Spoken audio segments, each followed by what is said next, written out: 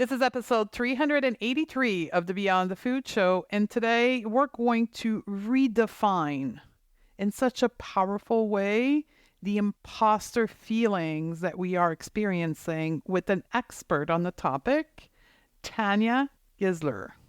Stay tuned. Welcome to the Going to Beyond the Food Show, the only podcast that teaches you how to reshape your mind, not your body, to make your life better, bigger, and bolder.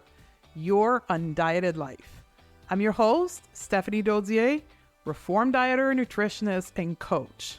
You ready? Let's do this. Hello, my sister. I am excited to bring this episode to you because this is one of those episodes where I'm bringing forward the people that are in my life, people that are guiding me, people that are coaching me, people that I follow on Instagram that inspire the work that I do. And one of them is Tanya Geisler. She is a leadership coach, a speaker, and she teaches very specifically on imposter complex. Now, you've heard me talk about imposter feelings and imposter syndrome for years over, the last 382 episodes. And today, we're talking about imposter complex for a very specific reason. So one of the things that I did when I entered Tanya's world is I did one of those quiz, that coaches like me and her have on their website to get to know the work of the coach and get to know if you're the right fit to work with them. And she has this imposter complex quiz. And I couldn't believe the result that I got out of her quiz. And since I had her on the podcast, I thought, you know what? Coach me on the result of your quiz that I did. And it's going to blow your mind what came out of that coaching that she did for me on my own version of imposter complex. And then we're going to also talk about owning our authority and how to create what she calls iconic impact. Once we redefine what imposter feelings are and how we can think about it from a powerful way, we unfold our authority and our impact into the world. And I'm a firm believer that in order for us to live a fulfilling, happy life, we need to have impact in the world beyond ourselves. We need to externally impact the world, not just internal in our own life. So how to find that impact so we can contribute to the world and create good around us and create our own happiness. So without any further ado, my team will roll in the interview with Tanya, which was such a treat to record for you.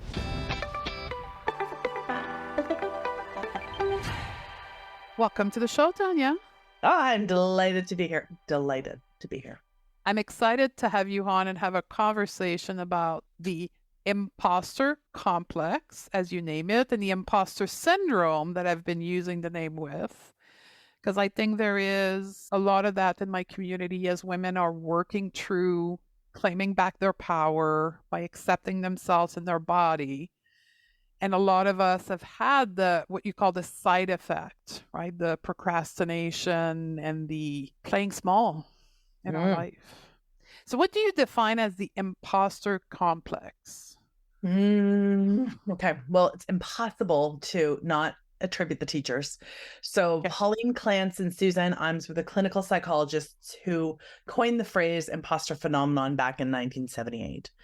So they were working with high-functioning, high-achieving women in academia and noticed that these women, no matter how successful they were, seemed incapable of internalizing their success.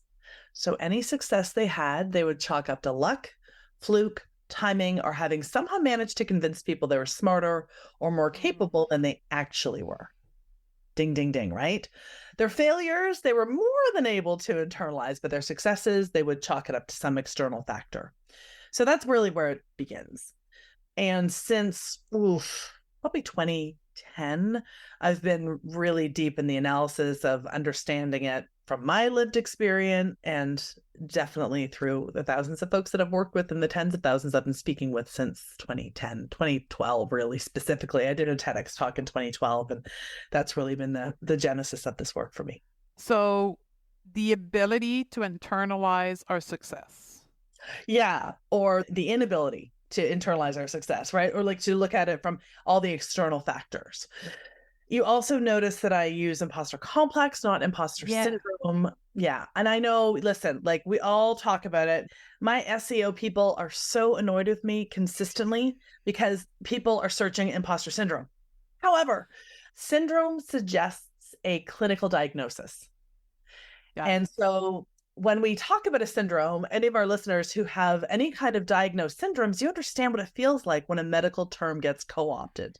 Right. Mm-hmm. So the idea, like, shiny object syndrome is not going to be found in the DSM-4, right? So I'd really like to be as precise about language as possible, right? Like I'm always going to get something a little bit wrong, but this has just been something I've been aware of for a while. And I know folks that have, diagnosed syndromes really do appreciate it. So it's not a clinical diagnosis. It's a phenomenon. It's an experience. Listen, I'm not even sure what Carl Jung would have to say about me calling it a complex, but my friend and coach Desiree Attaway reminds me that it is complex, right? It is a complex, but it's also very complex. And there's something about the double entendre that makes me feel like I like being reminded about the complexities of this lived experience. I was listening to your TEDx talk before in preparation for this interview. And one thing that struck me right off the bat is you said men also experience imposter complex. Mm-hmm. Talk to me about that, how this shows up in women versus men differently. I mean, it's complex, right? It's very layered. So it really has a lot to do with how we have been conditioned. And also, as you will have heard in the TEDx talk, I do talk about Valerie Young's book, Secret Thoughts of Successful Women.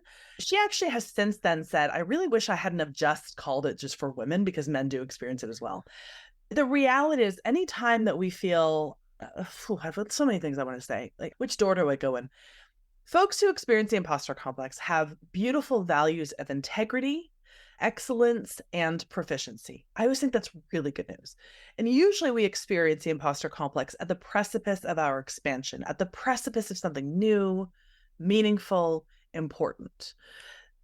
We also know that the ways that we navigate the imposter complex or the ways that it gets us tripped up are conditioned in some ways. So we'll talk about this, I'm sure, a little bit more, but the 6 behavioral traits that it shows up with are comparison, diminishment, people-pleasing, leaky boundaries, procrastination, and perfectionism. And even though the conversation around this experience has been largely gendered, we also know that there are different ways in which we are conditioned, females, males. And I also want to acknowledge, and I think it's really important that I name for you and for our listeners, that I approach this content and this context from my lens of experience as a white, neurotypical, able-bodied woman of middle-class means.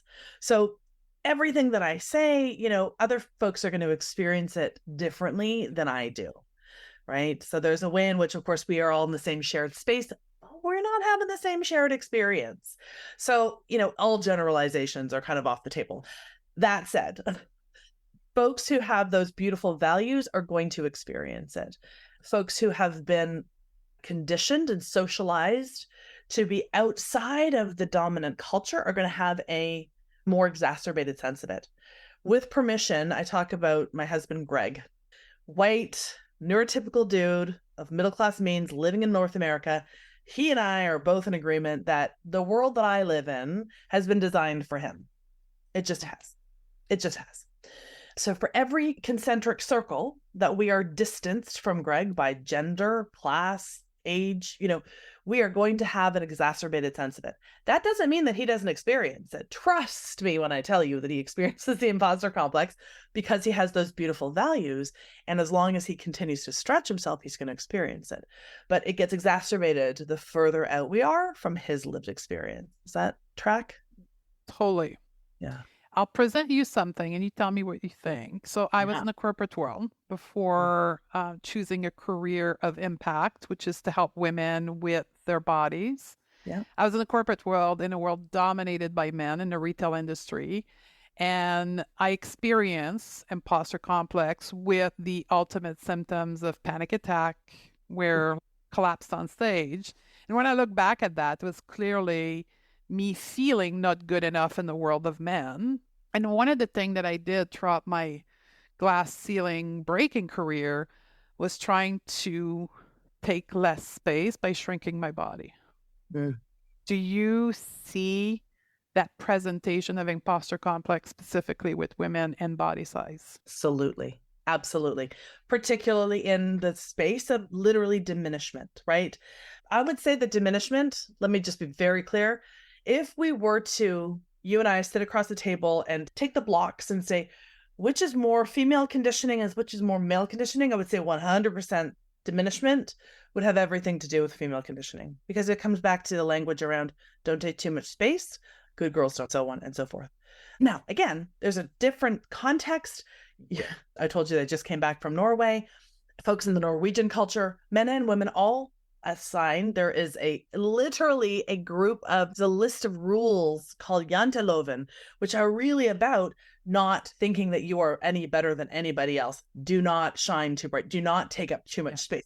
So that's less about a male female. That's more of a cultural thing. So again, it's like it matters where you are. But in the sort of the North American, shall we say, that kind of that framework, that definitely comes down to a quality of diminishment, not taking up too much space. And then what do? So we need to shrink.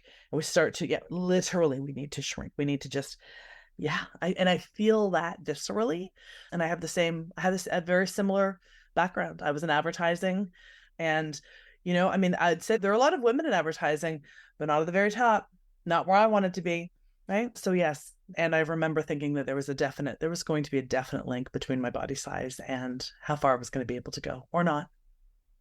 It's very interesting. The more I coach women, the more I find the same pattern. And in my personal healing, of accepting my body, what I realized recently is that I also heal the imposter complex and became more as what you call iconic, like the impact into the world. Like there's a direct correlation between my body liberation and the impact that I have into the world.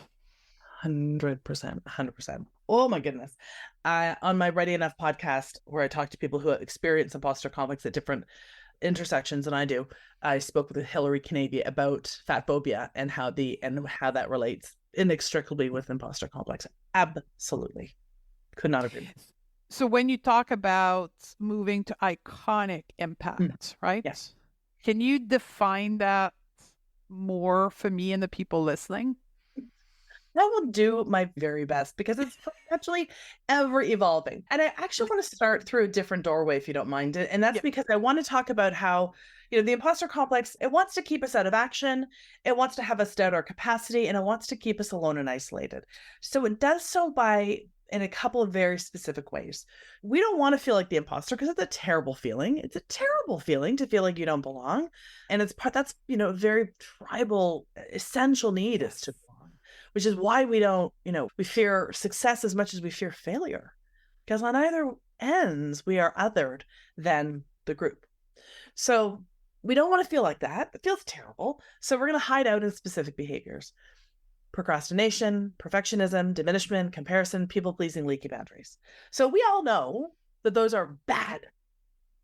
Hand-slapping bad. Just stop doing that. Just stop being a people-pleaser. Stop being a perfectionist. Stop comparing yourself. Come on now. And, the self-development industry, let's face it, is a $44 billion industry. That is a lot of money invested in making people feel like shit about themselves. Yeah. So it behooves the industry to make people feel terrible. So all the books about stop doing all of these things. So I like to look at it a little bit differently and say, what if we actually looked at those behaviors as the relational traits and attributes that they actually are?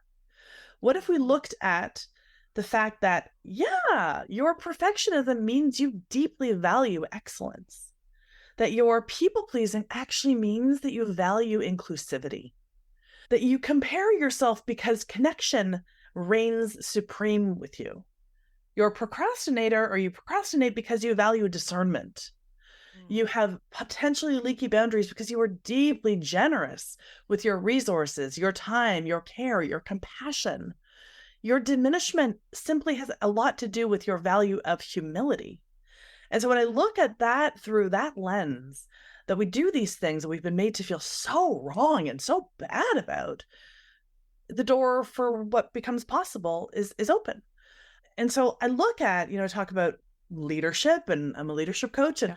when I look at those values of excellence and, humility and inclusivity and generosity and connection, my heart opens. That's the kind of leader I intend to be. That's the kind of leader I want to be. So leveraging the golden shadow that these identities hold, or these behavioral traits hold, that's where tout est possible, right? Ooh, a little bit of français. Hmm. So let's give an example to people, because I did your quiz. I watched your Oh, TEDx and I yes. did your quiz. Yep. So the quiz will be in the show notes for people to do and invite everybody to do. Wonderful. I was shocked. I got the trait of healer. Mm. And Interesting. I know. Oh, that's interesting. So it'd be very interesting because, like, obviously I've had a huge transformation in the last 11 years from like corporate high-end, like vice president personality to who I am today. Mm-hmm. And then it says that my leaky boundaries, Mm-hmm. I have boundaries. You So sure I'm you like, do? so talk to me about this result and what that could potentially mean. Oh, that's so interesting. If I were being, as I'm being really honest, I would say if I'm Yeah. being honest, I'm always being honest. As I'm being really honest, that is not what I would have guessed for you. I feel like you've got excellent boundaries. In fact, I wanted to acknowledge your boundaries because I think we don't have enough good models of excellent Yeah. boundaries. And I do think that you have them. So it just makes me wonder when that shows up. I feel like you have a very strong value of Mhm. integrity. And I feel like you show up quite authentically. Yeah. So a couple of the characteristics that I'm usually on the lookout for: how loyal people are being to their vision, and how well they honor their word to themselves as much as to other people. So that's it, right? So this quiz is intended to open up a portal to, yeah, you might have a handle on this, but where else? Yeah. Yes. That's exactly because I have the boundaries, like I have in my business and personal. I've got excellent. They weren't there before, but they're now. But I think it's more how I honoring myself Yeah. versus others. I think Yes. that's the big piece here. Yes. Yeah. You will show up for absolutely anyone, everyone. I know, we've just met, and I know that when you say you will do a thing, you are going to do that thing. And because of your very strong value of service, purpose, right? You might even put my desires or wants in front of your own. So Yeah. it's probably not, listen, for the most part, we're not talking about pushing a boulder up a hill. We're talking about little pebbles in the shoe. So that's for you to pay attention to, that little pebble in the shoe that says, okay, so am I honoring my word to myself as much as I honor it to other people? And that matters. Here's how it shows up. It's in the program or the service that I offer to the world, and wanting to put out a product and offer that can fit everyone at a price that can fit everyone. And now I'm at the place where it's taking too much time from me. Mm-hmm. Right? Like I'm making other people, like my client, I have such a passion to help them, but it's now beginning, because the business is increasing, that it's becoming more hurtful to me. Like I haven't figured out how to put boundaries there. Exactly. Which is exactly where the healer comes in, because your job as a healer is to remember to put yourself in your own circle of care. That's the job. Yeah. And right? sometimes the cost to do that is difficult decision. Yep. Not having to make some uncomfortable no's, right? That not to just that it's not even a right fit, but you're at an inflection point. And what got you here isn't going to get you there. And that requires even more discernment. And then recognizing, so that it's those boundaries. And it's always evolving. So you might have great boundaries compared to where you were before, but you're just at this new inflection point, at this new level of your expansion. It's going to require different from you. And I love how you talk about inflection, that next level up. Would you say that imposter complex, because 100%. of our socialization and for me, particularly around body, will show up at every level? Yeah, exactly.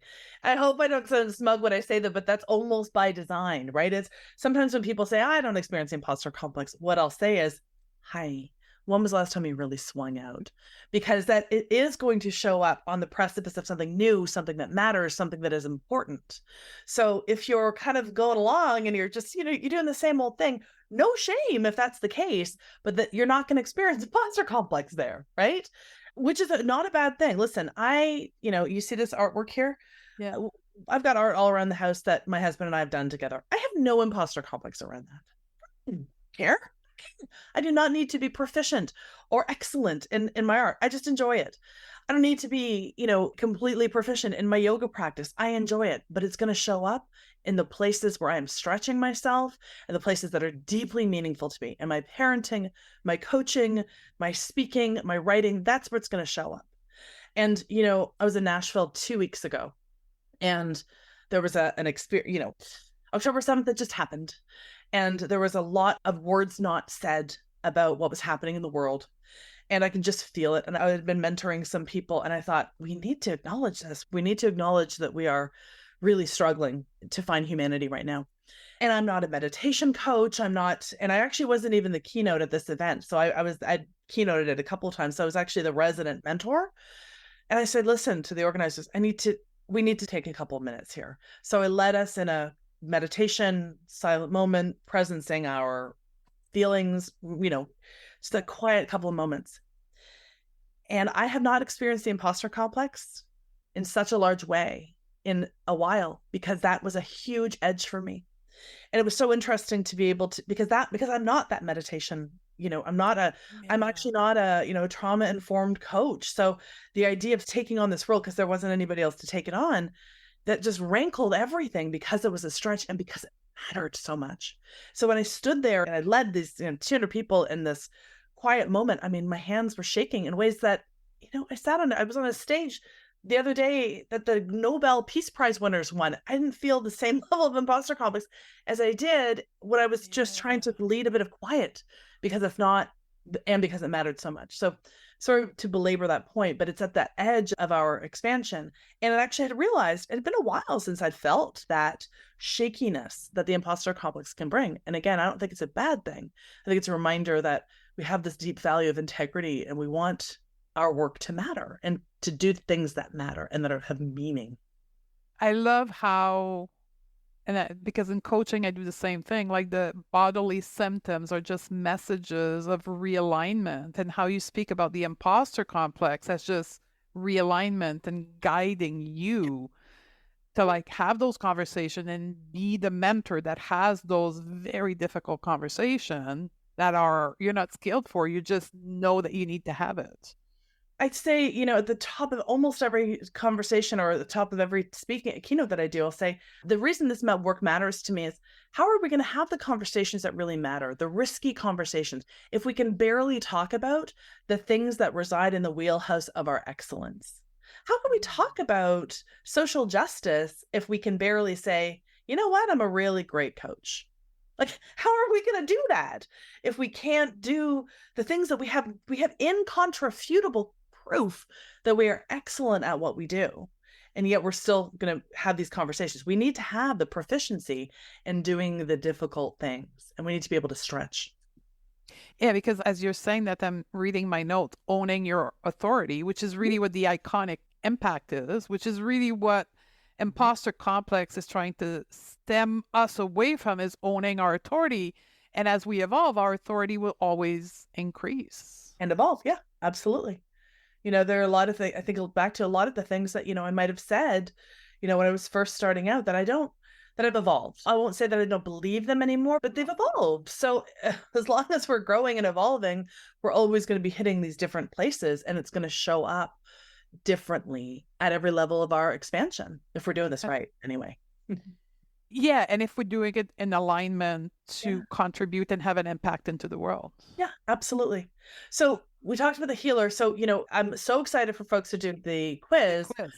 For me, I'm a host because I present with people pleasing. Stephanie, I want you to just really, really love me. I want to make sure that you and I feel really, really connected, right? So there's a way in which by people pleasing, I've always been something of a people pleaser. I'm a Libran. I want people to like me. That's just the way it is. I also want to have people feel very deeply included and seen and comfortable in my presence. This makes me the host. That's my iconic identity, that of the host, which means that when I'm at the front of that stage, I'm going to make you feel seen, known, included, part of it. I also put on a heck of a good party and a heck of a good retreat. So that's helpful in my business to remember those things about myself. So the quiz is intended to help folks in their business as well. Those who are perfectionists lean into your value of excellence, which shows that, really that CEO part of yourself really wants to be explored and expanded upon. Yeah. So I'm excited for folks to try the quiz. So, and we're closing this conversation here. Would you say the best place for people to get to know you more and know your work more is the quiz? And then I think so. I think so. I'm a host. I want you to show up and receive something as soon as you get to meet me. So yeah, do the quiz. Absolutely. It's tanyageisler.com/quiz. And then of course, feel free to connect with me any place on social media. I'd love to hear what people came up with. And then just like yours, they don't necessarily always get the thing that you want or think that it's going to be. I mean, who doesn't want to be the visionary? Who doesn't want to be the CEO? Yes. But there's always some honey in there to be explored. So I hope that's helpful for you as the healer. Yeah. And what's the podcast name again? Because people are listening to this on the podcast. Yeah. Ready enough. Ready enough with Tanya Geisler. So that's where I speak with other folks who have experienced imposter complex at different intersections than I have, because I'm not the teacher for everyone on this particular topic, right? So that's a great place to go. It's been on hiatus because the last episode we did was with Deepa Iyer, who was talking about different roles inside of social change. And I thought, can't be topped. So we're about to... We left it there. Yeah, we left it there. We're like, and good night, Cleveland. So we're rebooting it with Tanya Geisler. So that's going to be happening soon. But by all means, the conversations that are over and that series are really deep and meaningful. So thank you so much for having me here today. Yeah, thank you for being here. And it's the first conversation, hopefully, of many. Thank you, Tanya. I love that. Thank you. If you are loving what you're learning on the podcast, you have to come and check out Undiet Your Life. This is where we get to hang out together, where you get the individual help applying the concept thought on the podcast while learning new coaching tool that will make your life even more amazing. It's also where you get to apply the learning to think better, eat better, and feel better, and create your undieted life, your better, bigger, and bolder life. Go to stephaniedode.com/join. I'd love to have you join us inside of Undiet Your Life, and I'll see you on the other side.